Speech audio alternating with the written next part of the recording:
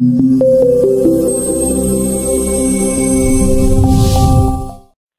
everyone. My name is Terry Robinson, and I'm the executive editor for SC Media. Welcome to the webcast AppSec Pushing Left Like a Boss, sponsored by WhiteSource. With incident response and penetration testing currently receiving most of our application security dollars, it would appear that the industry has decided to treat the symptom instead of the disease. Pushing left refers to starting security earlier in the SDLC, addressing the problem throughout the process, and from scanning your code with a vulnerability scanner to red team exercises, developer education programs, and bug bounties. This talk is going to show you how to push left like a boss. Our speaker today is Tanya Junket. She is the founder, security training, and coach at SheHacksPurple.dev. Known as SheHacksPurple, Tanya specializes in software and cloud security. Her obsession with securing software runs deep, from starting her company to running her own OWASP chapter for 4 years in Ottawa, co-founding a new OWASP chapter in Victoria, and co-founding the OWASP DevSwap open source and education project. With her countless blog articles, workshops, and talks, her focus is clear. Tanya is also an advocate for diversity and inclusion, co-founding the international women's organization WOSEC, starting the online Cyber Mentoring Monday initiative, and personally mentoring and advocating for and enabling countless other women in her field. She is well qualified to speak to you today, and I'd like to welcome her now. Welcome, Tanya, and let's get started. Awesome. Thank you, Terry. That was, wow. Thank you. Hi, everyone. I'm Tanya, just like Terry said, and I'm going to talk to you about pushing left and then how to do it like a boss. This talk will be full of silly dad jokes, and I'm going to talk all about application security. This is basically a talk that is what I wish someone had told me a few years ago when I was getting into application security. It's very foundational. It's all the basics. So let's start. Okay, so first of all, you're probably thinking, what is pushing left? Well, let me tell you. Okay, so pushing left. If you imagine the system development lifecycle written out on a piece of paper, the more left you are, the earlier you are, right? So the system development lifecycle is how software developers create software. So if you're doing Agile, you might do this a whole bunch of little times. If you're doing DevOps, you do this, but you add all sorts of cool automation and feedback loops, etc. But no matter what methodology you're using, you still need to know what you're building. You still need to actually plan it out, which is called design. You still do the super fun part, coding, and you test it. And then you release it, and you continue to monitor it and make sure it's safe. So when we say shifting left or pushing left, it means we want to be invited to the party earlier and be there the whole way through. So us security folk want to be there during requirements design, the whole thing. We don't want to come in right at the end when there has been a mistake. So let's start. So this is the foundations of application security we're going to talk about. This is like a 101 talk. So if you're already an expert at this, you might say, well, I know that. Good. Okay, so the mandatory about me slide. So we have these slides. We as speakers have these slides to prove to you that we are qualified to give our own talk. So I'm Tanya Jinka. I love punk rock, and I'm also known as She Hacks Purple because I am a purple teamer, which means I like to do red teaming stuff, like attacking stuff, and blue teaming stuff, which is defending stuff. And I couldn't make up my mind, so I decided I would do both. I'm totally obsessed with OWASP. I'm one of the founders of WOSEC, and it is very dear to my heart. And I'm a security trainer, and I coach companies to make sure their AppSec programs succeed. And I hope that that is enough for you. Let's do this. Okay, so I'm going to tell you a few things about the current state of affairs. Now, you might think, oh, well, I already know some of this, and for sure, you totally do.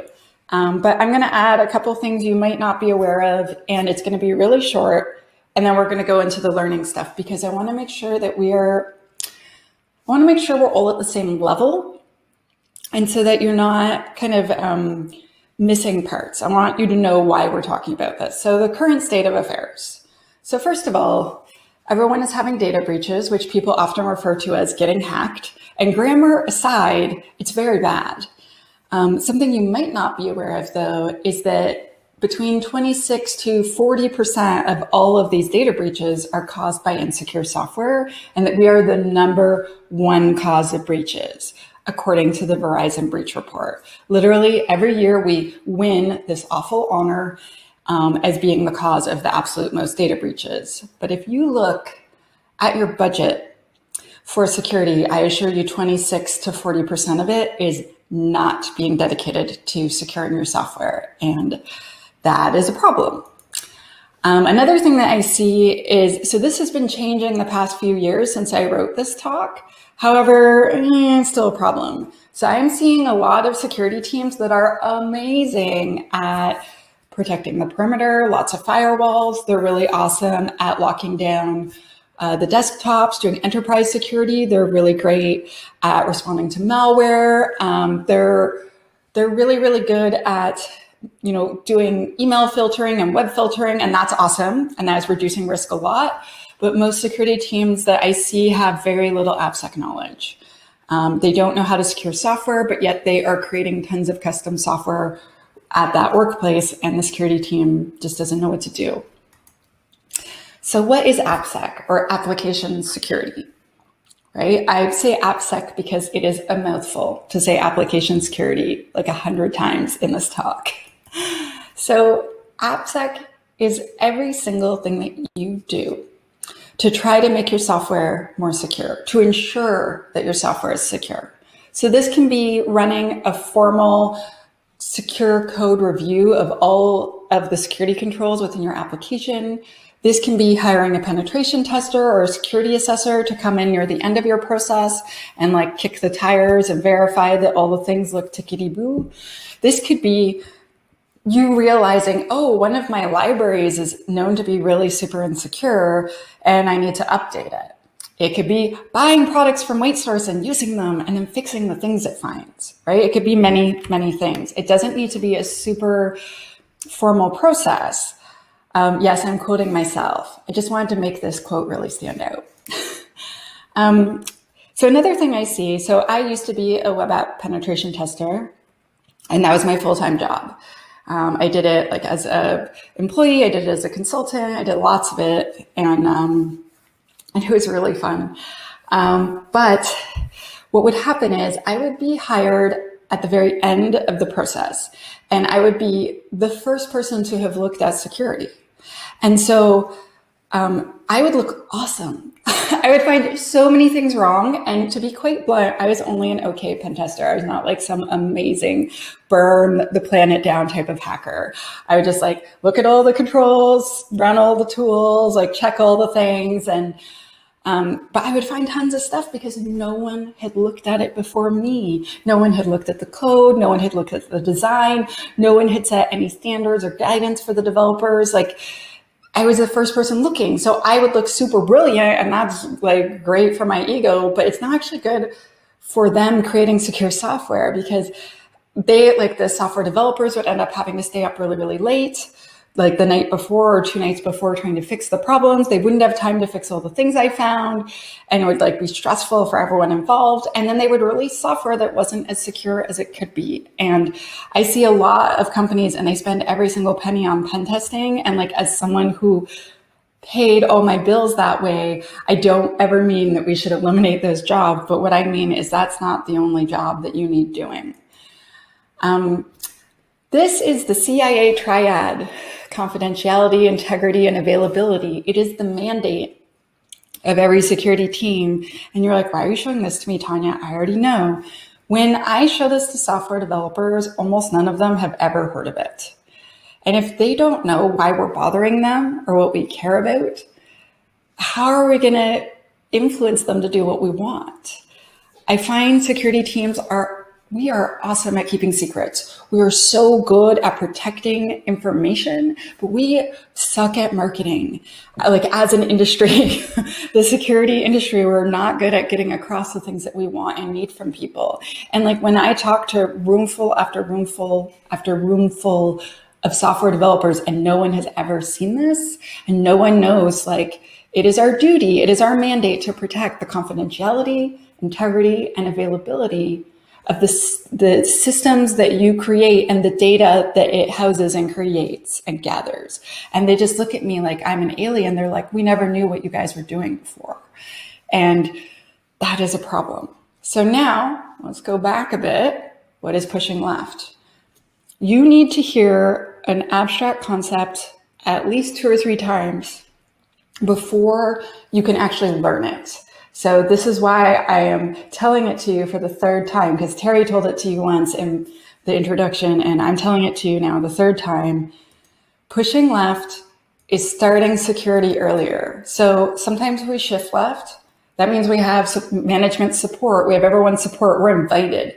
But sometimes you have to push because no one's inviting you. No one sees the importance. They don't understand why you need to push left, why security needs to be part of every part of the system development lifecycle. So I'm going to tell you a little story to try to illustrate this point. So imagine you and your spouse have saved for years to build a house. This has been your dream for a long time, and they've been building the house for the past year. They're just at the part where they're just putting the handles on the cupboards, and they are, laying out your carpet, like the very last finishes of your house. And your spouse looks at you and says, oh my gosh, honey, we only have 1 bathroom, but we have 7 kids. Oh my gosh, what are we going to do? I just didn't even think about this. Adding that bathroom at the end is going to cost a fortune.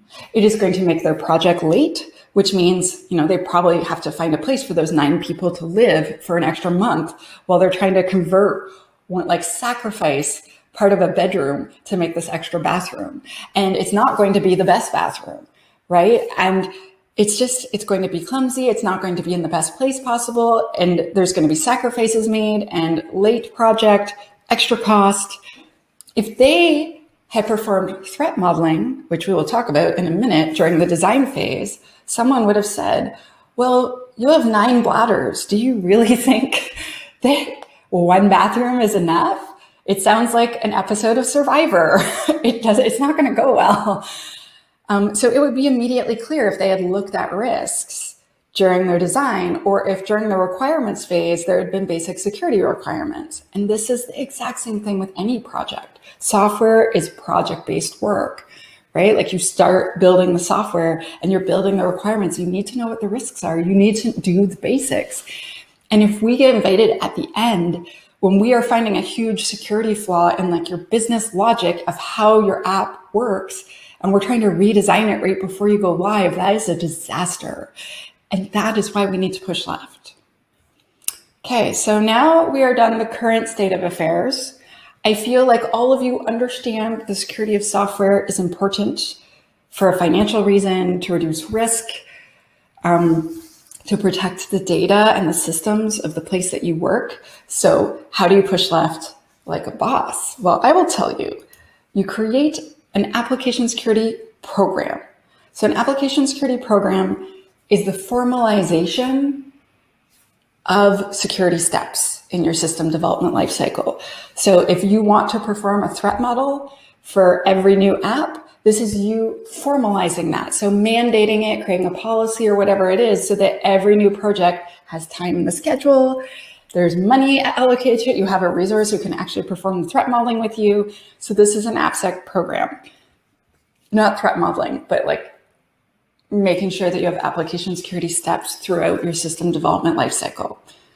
So what could be some of the steps that we would add? So I really like food. And I was trying to figure out a way that I could explain what an AppSec program is. And so I'm calling this the main course. So these are the main things that I see at the most offices. Now, this might not be the best recipe for you.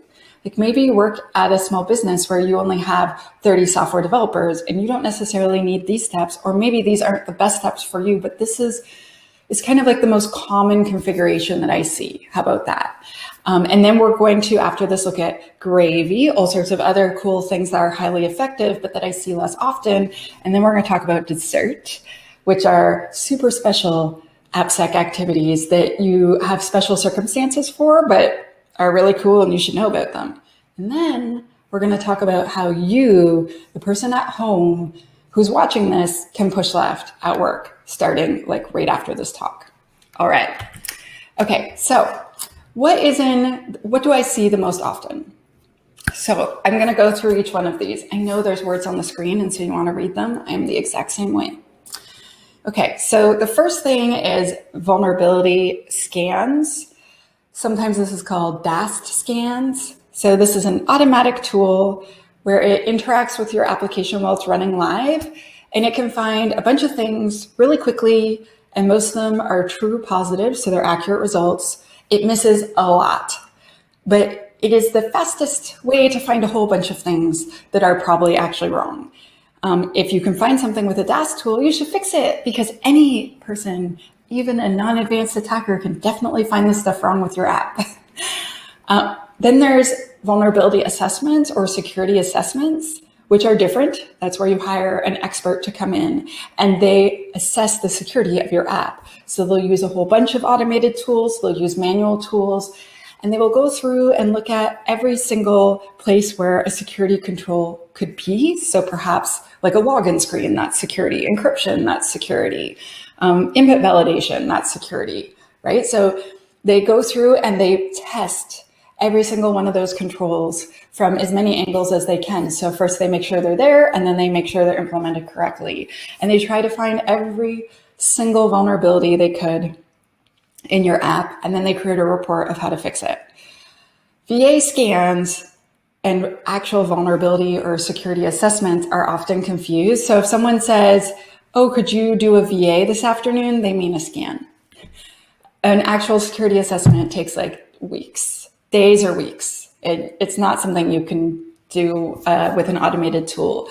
So just keep that in mind. If someone asks you, oh, could you just do a quick scan? That's what they mean, an automated tool. Okay, so up next is threat modeling.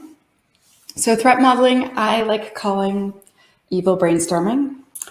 And the idea is that a security professional sits down with business stakeholders and a technical stakeholder and talks with them about potential risks to the app.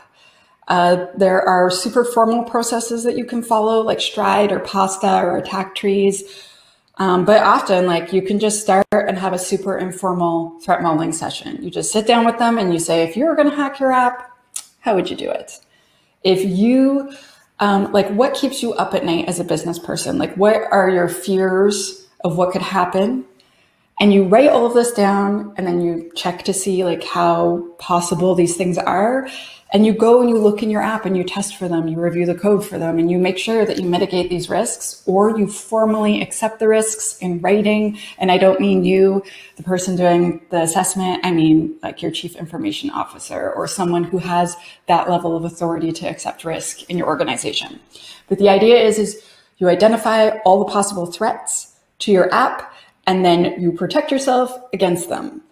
And so formal processes, informal processes to do this, like, it's better to do some threat modeling than to do none. So we'll talk about it a little bit more. Secure code reviews. So that's like a code review where you're looking, for quality and mistakes, etc. But a secure code review is where you just look at the security controls. So, oh, there's a login screen, there's input validation, there's output encoding, or there isn't output encoding, but there should be. So you go and you review where the security controls should be, make sure they're there, make sure they're implemented correctly. And that's a manual process, but you can also use a SAST tool, static application security testing, sometimes called static code analysis tools. And that is a giant piece of software that will parse your application into pieces, just like a compiler would. But then instead of interpreting it into machine code, Instead, what it does is it actually breaks it down and then looks for potential security vulnerabilities. So it can do high levels of recursion that like a human can't do themselves manually. And then it gives you this list of many hints of things to go look at. So it's a huge assistance for the professional that is reviewing your code. The last one on this is penetration tests. So a lot of times when I was a pen tester, I would actually just do security assessments. I would just describe a security assessment. Like, so I'm going to look at all your controls. I'm going to do this. I'm going to do that. And I'm like, do you want me to exploit the things I find? Like if I find you're vulnerable to SQL injection, do you want me to like yank a bunch of stuff out of your database to show you? Or is it enough that I can tell I'm interacting with the database? And they're like, oh God, no, don't exploit anything. And I'm like, okay, so that would be a security assessment. But for penetration testing, like sometimes I would work places and management wasn't listening to the security team and they're like, could you blow stuff up? And so I'm like, oh, like, here's your password, or like, oh, click on this link. And then I've like stolen their credentials or whatever. Right. And so like a pen test is where you actually exploit things that you found wrong to prove just how much damage could happen. You do it carefully. You don't make a mess, just to be clear. You're not trying to like destroy the company. You don't want to harm them, but you want to show them like just how much the damage could be. And so quite often, like everything's called a pen test or a penetration test, but really most of the time people are actually doing security assessments. Most companies don't actually want you to exploit things, or if you do, they want it to be something like, you know, oh, I found cross-site scripting. How do you know? Oh, look at this pop-up box that, you know, I made it pop up. And they're like, oh, well, that's bad. Right? So quite often things are called a pen test, but really it's a security or a vulnerability assessment, just for your note. So that said, all of these things, except for the code review, these apply. So all of them apply to if you're creating custom software. But if you buy software, so configurable off-the-shelf COTS products, you can do these things to them too. So you can't review the code, but you could do a pen test, or you could do a vulnerability assessment, or run a scan on it, or perform threat modeling. So like years ago, I got invited for an engagement where I, you know, did a test on SharePoint. So SharePoint is a secure tool. It's really cool. I like SharePoint. But they hadn't implemented it securely. They hadn't properly hardened the server and the system, etc. And so I was able to do all sorts of ridiculous things I should not have. It was a super fun engagement. The team was awesome. And so like when you buy a giant product from a well-known respected company, one, there could still be vulnerabilities that they're unaware of in it. And two, just the way that you have implemented it might still have risk. And so you can still do all of these things except for code review because it's proprietary code. But you can still do all of these things to them. And if it's something you're going to depend on, like for instance, if you're going to have SharePoint for, 30,000 people in your organization, you want to make sure that it's properly secured and hardened. Okay, more things. Gravy. So these are extra things that you can do. So for people watching who aren't from Canada, what you are seeing right now is poutine. So this is the Canadian national dish. Sometimes we need to have 3,000 calories in only one sitting, and we eat poutine. It is basically, it's French fries with fresh cheese curds put in it, and then you put really hot gravy on top so the cheese melts into the fries. It is delightful. It's very bad for the waistline. But we need to keep warm in Canada, so we eat this. Anyway, jokes about my country aside, these are extra types of things that I see less often, but that have huge potential value for your organization and your application security program. So educating developers on the things that you want them to know so that they do their jobs correctly, or how do their jobs securely. So if you want them to do secure coding, you could bring in a trainer, or you could train them. You could provide reference materials. You could give workshops and talks and lessons. The first time I gave a talk to my team, I wanted to show them how to use OWASP Stack. I really like that tool, and it's free, right? So I had hundreds of developers, and this meant I could afford to give a copy to everyone. and I trained them how to use it. And honestly, I was an awful presenter at first. I remember thinking, my heart's beating so hard. I wonder if they can all hear it. And I wasn't always a great presenter, and you can present too. And the point is just to get the message across and share information as opposed to being a perfect expert at presenting. And when it's coming from the heart, people really respect that. You could create standards or guidelines. So if you want them to always encode their output, you should make a guideline about that and then show them how to do it. And then maybe eventually, once everyone's doing it, turn it into a standard and then mandate it as part of your program. But if you don't tell developers what secure coding you expect from them, then you're probably not going to get it. You're not going to get it all the time, just some of the time. You could create a responsible disclosure or coordinated disclosure program.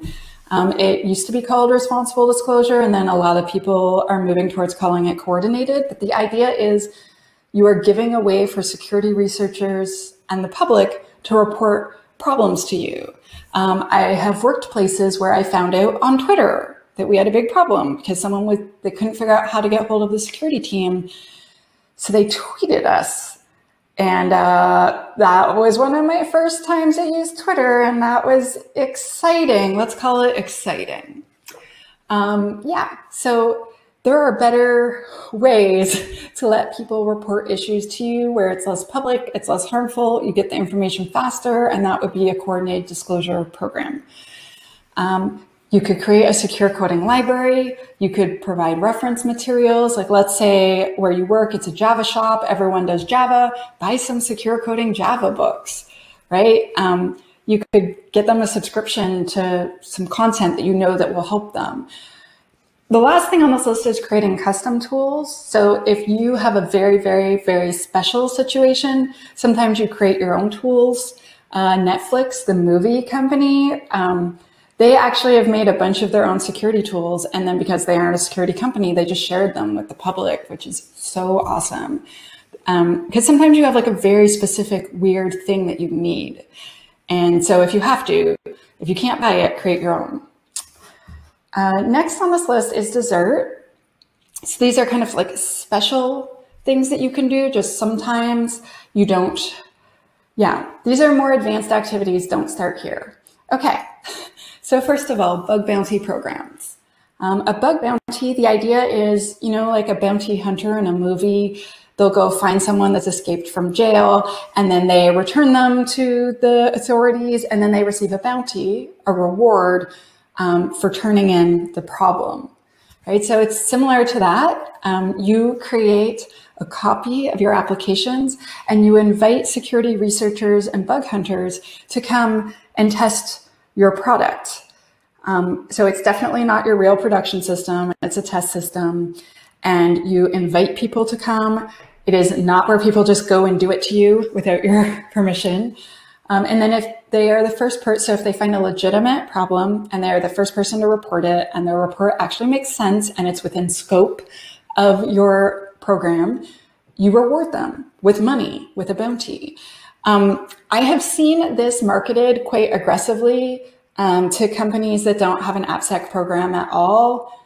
Don't do that, because you definitely need to be prepared to do a bug bounty program. You don't want to pay hundreds and hundreds of dollars for each bug that you could have found out by just running a quick DAST scan yourself. So this is something where you're trying to find more advanced bugs, like things that your program has already missed. You also need to make sure that you have people on staff who have time and who are qualified to verify that the bugs are real bugs and then actually fix all of them. Because there is no point in paying a whole bunch of money for bounties if you actually have no one on staff who has time or availability or skill to fix them.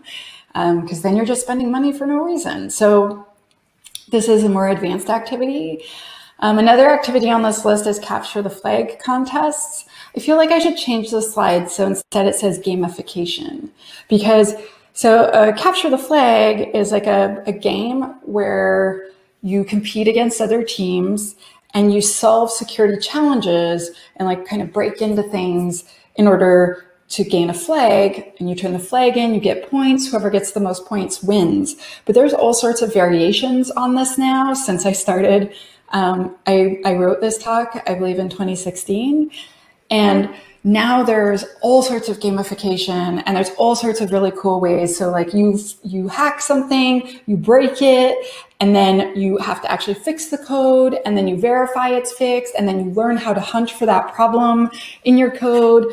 And the idea of gamification can really like bring the security team and the developers together. It can be a good team building exercise, but it's also like a good learning exercise. I do caution though, you don't want to just teach developers how to break a bunch of things. It's really important you include the how to fix it part, because that's the part you actually want, right? You want to teach them how to create secure code. You don't want to teach them all to be pen testers.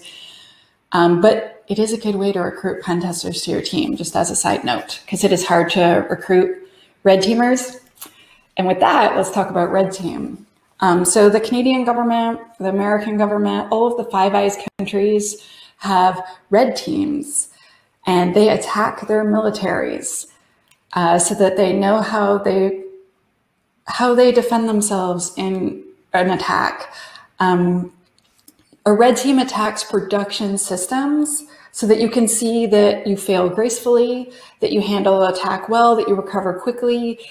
The red team will tell you what they did. They will make sure it's not too damaging. They will tell you all the things they found. But the idea is that it is so much better to have someone break it that's on your side and to find out what the real risks are rather than just paper exercises. Again, this is a more advanced activity. You don't want to start here, but if you need to have, for instance, like a military needs to have a very, very strong security posture, right? So a red team exercise makes a lot of sense for organizations like that. Okay, so I am hoping at this point in the presentation, you're like, Tanya, application security is exciting. I want to go do some right now. Wow, that's what the rest of the talk is about. So one of the ways that you can push left is by testing your code. So if you are a software developer, you can test your own code. If you are someone on the security team, you can work with the developers and teach them how to test their own code, or you can test their code. So if we're talking about a web app, you can use a web proxy or a web app scanner, depending upon how you call it. And basically a DAST tool, a dynamic application security testing tool that's automated. Sometimes it's called a VA scanner, but basically it sits between your browser and the internet, and everything goes through it. That's why it's called a proxy. Everything goes through it, and it watches all your requests and responses between your app, the front end, and its back end. And it thinks, that's not encrypted, or those parameters in the URL look insecure. There's a hidden field. Did you know that that was there? Because that's not a secure place to put stuff. And it tells you lots of things that are wrong. And then when you turn on the automation, it will actually attack your app. So there's paid ones, there's free ones. But the main important part here is that you practice in a safe place. And let's go on to the cautionary one. You need to have permission in writing before you test something, unless it belongs to you and it is on your own home computer. So you can throw up a known vulnerable app and run it on localhost and then attack it yourself on your own computer. That's totally legal. But you should never, ever, ever aim one of these at like Amazon.com or Walmart. That's you attacking a business, and that is illegal. No matter what country you're in, it is a bad idea. Don't do that. So if you work somewhere, you definitely want to have permission from your boss and have permission from the security team. You want to tell the security team when you start and tell them when you stop, because you want them to know it's you and that it is not a bad person, a malicious actor. You want to make sure that you have a backup of the app, like the app server, and also your database. You should only be doing this against test databases unless you are a professional and this is your full-time job. So this activity requires a little bit of learning, but it's super, super fun. It really is. It's so fun. I have another talk, like workshop style, where we do this, and it's so fun. And basically, just always make sure that you have permission in writing from a person who has the authority to give you the permission before you do this, because I don't want anyone saying, Tanya said I could. I did not say that. Don't break the law. Okay, end of slide. The next one is threat modeling. So we talked about that earlier. So I call this evil brainstorming.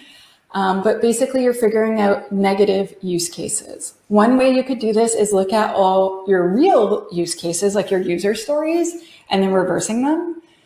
Another way you could do it is follow STRIDE or PASTA. So STRIDE, each one of the STRIDE stands for something. And each one of those things is something that you go and investigate in your app. So basically, like if there's money, someone's going to try to steal the money. How would they try? Ooh, if there's, a regular level user and then an admin level user, someone's going to try to escalate their privilege so that they have admin capabilities. If there's sensitive data, someone's going to try to get it. Those are like really obvious threats. So if you could just start with those three and make sure none of those three can happen to you, that would be a great starter session.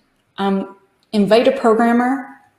And always invite someone from the business, a key business stakeholder, probably the product owner, because they will have completely different ideas. I did this once with a team, and I invited the developers, and it was when I was first starting, and I remember everyone was like, why are you inviting them? We don't need them. And I had already whiteboarded the app. I'd already gone over the design. I'd already gone over the project requirements. And then we had this threat modeling session, and I turned to them and I said, if you were going to hack your app, how would you do it? And they look at each other, and one of them says, oh, I'd probably hack the admin module, like the admin from home module. I'm like, what? And they had made a separate module that was not in the design, not in the requirements, because they weren't approved for overtime. And sometimes they needed to do things in the evening, and they didn't want to have to drive all the way to the office to do it if they weren't getting paid.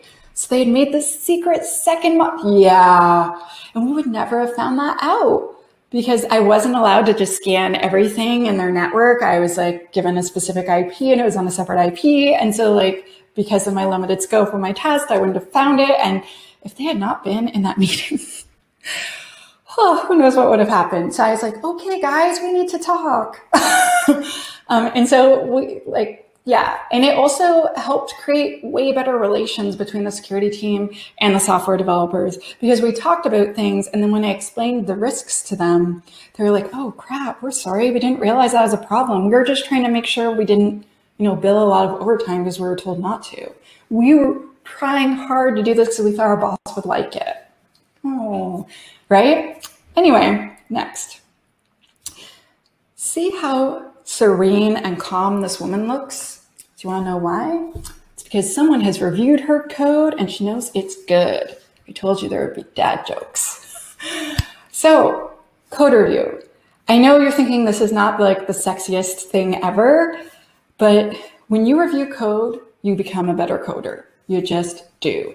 And if you learn how to do a secure code review, you will write more secure code. You just will. So you can manually review your code. So for instance, a lot of DevOps teams that are doing lots of small releases all the time, they'll use something like GitHub. And for each pull request, so a developer's like, hey, I made these fixes, and they make a request for it to be reviewed. If you can teach that person how to review for security, then every time they look at it, they can't help but also look for security, right? And then code quality goes up. So if you were going to do a formal secure code review, like as an exercise of an entire app, I suggest using Static Code Analyzer or a SAST tool, Static Application Security Testing. These tools can find all sorts of things, not just security issues. I used one once. So I live in Canada, like I said, and we are, I guess, the owners of the Arctic. And so we have to serve Canadian citizens that are up there. And we were writing this app that needed to be used on a 32 kilobit modem. So that is small.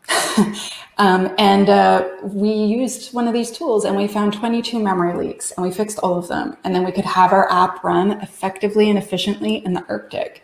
That is amazing. That's totally amazing. And we wouldn't have found all of them without this tool. Like, we'd already reviewed it ourselves. These tools find lots of false positives. They're not telling you this is a security problem. They're saying, we suggest you look here because there might be a security problem. If you look at it as giving you hints and saving you time and finding extra problems that are wrong, rather than looking at as these are results of what is wrong, you'll have much, much, much better results, or much better opinion of the tool. Included within static code analysis is often software composition analysis, so SCA. And so what SAST does, like secure code review, you're reviewing the code, the custom code that your team wrote. But what SCA tools do, so software composition analysis, they review all the code you didn't write, but that's still a part of your app. So when you program anything, you include a framework, probably. You include libraries, like standard in, standard out, right?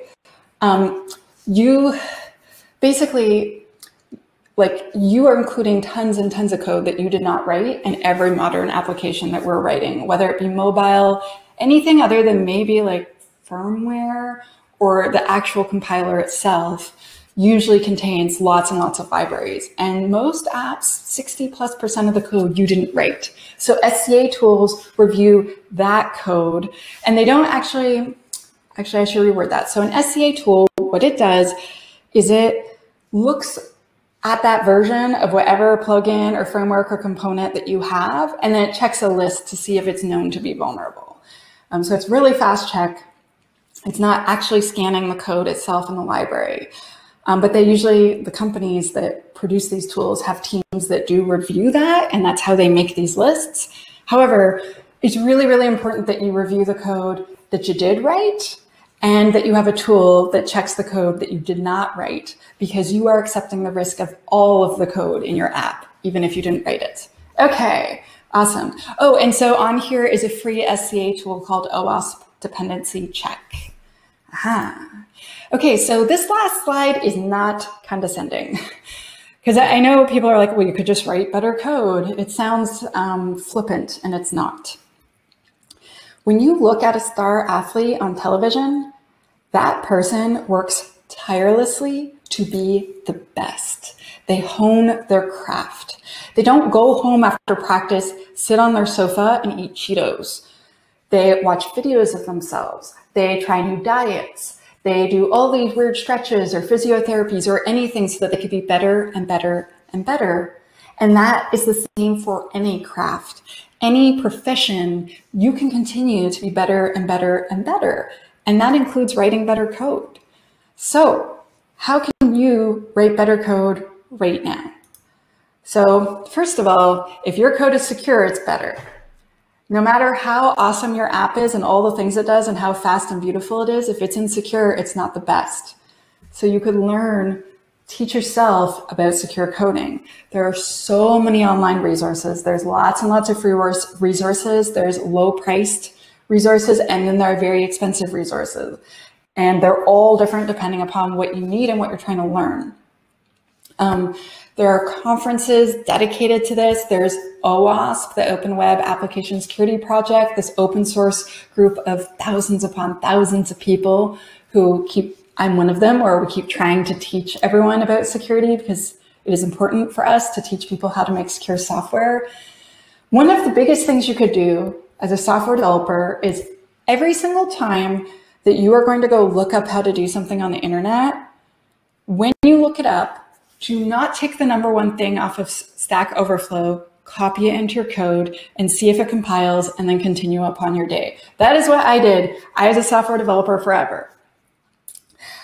Instead, look up the most secure way to do the thing you're trying to learn how to do, because it is not going to be the #1 thing on Stack Overflow. The the upvoted thing at the top of Stack Overflow almost always has had every security precaution removed from it, unfortunately. And Stack Overflow is awesome. I've used it a zillion times. They have a secure area now. Go look there instead, right? Go look at their security best practices. It's awesome. Go look on OWASP. Just go look and focus on making it the most secure way to do that thing instead of just taking the top thing on your search engine. That will improve your code quality immediately.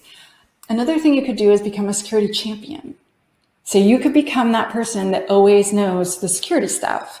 And you could teach your team when you learn a cool new thing. You could send an email and say, oh, I figured this out. Let's all do this way now. Here's why. You could give lunch and learns. You could be that person that is the champion on behalf of our cause, security. And all of these things will make you so much better. Like being able to put I know secure coding, I'm a security champion on your resume. That is a thing that hiring managers look for, trust me. I know. Okay, so now you know some of the things of how to push left. So now I'm going to give you a whole bunch of resources. So you might want to get ready to copy these screenshots so that you can keep them. Yeah, free resources, right? So the first thing, OWASP has chapters, over 300 chapters around the world. And then we have, I think, 200 open source projects. We have books, articles, we have countless videos. We have events happening all over the internet now. We have virtual events. And so except for our conferences and our training, every single thing we do is free. It's amazing. It's totally amazing. So we have talks, meetups, books, just countless videos that you can learn from. And I strongly suggest and recommend becoming a part of our community. I have met so many of my best friends through that. If you are a woman or identify as a woman, WOSEC, Women of Security, we welcome you. Sometimes you just want to make friends that are lady folk, just like you. We have way more chapters than that. This is an old slide. We have chapters all over the world. We're holding some of our events virtually so that anyone can attend. And the idea is we don't want women to leave STEM, software, etc., technical engineering types of jobs. So what if we just had lots of friends and lots of support? WOSEC has resulted in women starting businesses together, women hiring each other, mentoring each other, so many friendships. And I can't recommend it enough. If I had known that I could make so many awesome kick-ass lady friends, I would have started it a million years ago. It's the best. Every Monday on Twitter, I run a hashtag called Cyber Mentoring Monday. So there are a whole bunch of us now participating. If you have worked in security 2 or more years, there is someone who wishes that they knew enough to do your job. Please reach out to someone that's using this hashtag and recommend a book or have a virtual coffee with them, or send them an email with a bunch of suggestions, or introduce them to someone else that you think might be able to help them. And if you are new and trying to get into application security or some other area of information security as an industry, we want you. We need you.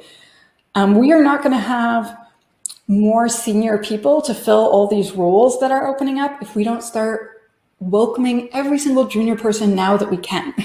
And so the point of Cyber Mentoring Monday is to try to just bring in and encourage as many new people as we possibly can so that we can fill that resource gap. Because we need to. There's not going to be less work in this area anytime soon. And the last resource I would like to suggest is me. I have a website. I am a professional security trainer. I have lots of free content on my YouTube, my blog, on my website, and I also have paid content. Follow me on Twitter for lots of security nerdy goodness. And yeah, I do all the things. I do all of this all the time. And with that, I would like to ask if there are any questions. And I want to thank you for your time and attention today. Thank you. Okay, great. Well, thank you so much, Tanya. Now we are going to open it up to questions from the audience. Okay, let's start with this one. How do you get buy-in from developers or teams that just don't get it? Oh, well, that is a good one. I usually always start with honey instead of instead of with vinegar. So what I've used in the past is I'll give a lunch and learn. I'll try to like draw them in by making them curious and interested and teaching them cool new things, offering them tools, but not telling them they have to use it, telling them about like incidents that we've had, like once they're closed and once I know I have permission to share information. If I can't get buy-in though, something I do sometimes is I've created exploits to get attention. So for instance, I really wanted us to use a security header. So I made a proof of concept and I framed our site and stole credentials. And then I emailed it to everyone on the security team because the security team actually felt it wasn't important. They said, well, the scanner tool says it's low. And I'm like, but our business model says it's high. Like, look at this and look at that. And so then when I demonstrated the damage, like the potential damage, I'm like, this took me like 45 minutes. All of a sudden, everyone was on board. But always try first with honey. When you make an exploit, you embarrass people and upset them. So definitely always start nice first. I'm seeing some questions in the chat. So Olga says, what do you use to scan apps on mobile devices? So when I do mobile devices, I generally talk to all the APIs. So there's usually a bunch of APIs. So there's like a front end on the app that's living on your phone, but then there's actually a bunch of APIs behind it. So I'll proxy your phone and then I like talk to all your APIs. I don't actually specialize in mobile devices. However, if you want to learn more about that, I can definitely recommend following this guy named Swaroop.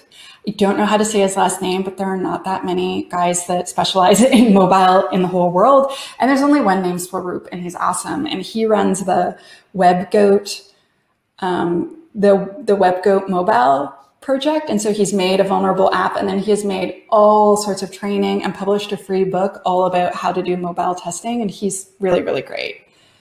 I see another question in the chat. So yes. Someone from Toronto. Yeah. I'll be glad. Or do you want to read it? Questions for you. Yeah. Okay. I'm taking the questions for you. I mean, it's fine with me if you want to do it, but I don't want us to talk over each other. No, you do it. Yeah. So I just want to get, because this one has a few questions in it, but let's get to, threat modeling. It should be application-centric, asset-centric, or a combination of both.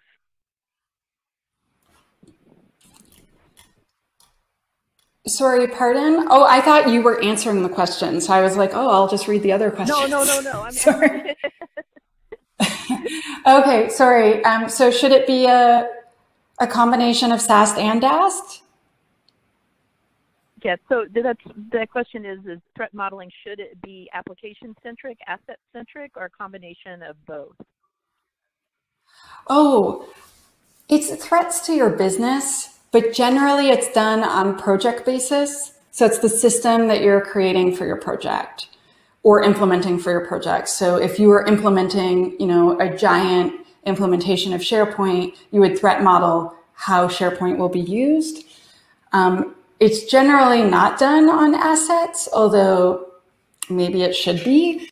Generally, it's done on a project. And so you talk about what the threats are like to that project and the system that you're creating or implementing or procuring for that project. I used to work at Elections Canada. And so the election was the project, right? Like we made software, but there's also like threats to the potential election. And so you threat model that. I believe there's an election happening. Yes. It's okay. We can do the next question. Oh, no. It's okay. I thought you were finished. Sorry about that. What's your opinion and expertise on IAST tools? Okay, so IAST sounds really cool, but I haven't had a chance to use one yet. I actually have plans in the next few months to basically just write all the IAST vendors and ask them really nicely if I can have a free license because it's expensive. Because I'm making content for my company, and I want to show people how to use all the different really cool tools on the market. And a lot of the security training that I see is always on open source tools. And except for maybe like OWASP ZAP, most open source tools aren't actually allowed in an enterprise environment. And like when people go to hire you, they don't care if you have a bunch of experience on open source things that they would never allow in their environment. What they want is you to have experience using the high quality enterprise tools that they pay for that have good support. And basically, like, not every open source tool is not high quality, but you can't become an enterprise tool unless you are. And so a lot of enterprises only use that level of tooling. And so, I am working out agreements with lots of vendors so that I can have access, but I have not used an IAST tool yet. Do I think it's cool? Yes, the concept seems really awesome. Basically, IAST is a stub that you put inside your application, like a binary, and it interacts with the application as it is used, and it only tests the parts of the apps that are actually used, because there are huge parts of your code base that are never actually touched or exercised, and so it doesn't bother testing those parts. And it tests in real time. So the longer you use your app, the more things it will find, and it does a mix of SAST and DAST, so it looks at your code base, but also dynamic evaluation, and looks really, really cool. But I haven't got to use one yet, so I don't know. Okay. To be a security specialist, do we need to know how to write code? Hello? So to be an application security professional, you need to understand the system development lifecycle that your organization is using. So if they are doing DevOps, you must understand how they do DevOps. If they're doing a great big slow waterfall, you need to understand waterfall. I think that you would be a much better, more well-rounded application security professional if you understand the basics of the main programming language that your company uses. So if you are a shop that just only uses Java, knowing the very basics would definitely be really, really helpful for you. Like, you'll do a better job if you do that, but do you have to? Not necessarily. I'm seeing a really good question from Ira. Are there any tools that you're aware of to nudge developers to be more secure while coding, in the form of IDE plugins, possibly? There are two cool types of IDE plugins that I am aware of. So one is basically a repository management tool, and it will proxy in between you and your framework and your download, your downloadable ability, I guess. Gosh, I'm saying that badly. But basically it only allows you to download secure packages and secure versions of your framework. So it just makes it so the rest of them are invisible to you. So there's an approved list of awesome stuff, and those are the only ones that developers see. So that means that you won't accidentally, put in like a third-party component that's like really insecure, because you would never have seen it in the first place. And the other thing is there are IDE plugins that will actually correct, how like when you write in Microsoft Word and then there's like a spell check and it'll underline something for you, there's actually things like that for coding. And it'll tell you like, oh no, that function is insecure, you should use this one. And those are really, really cool tools. That pushes very far left, right? It starts security right while they're actually coding. It's super fast feedback. I've heard really, really, really good results from those two types of tools.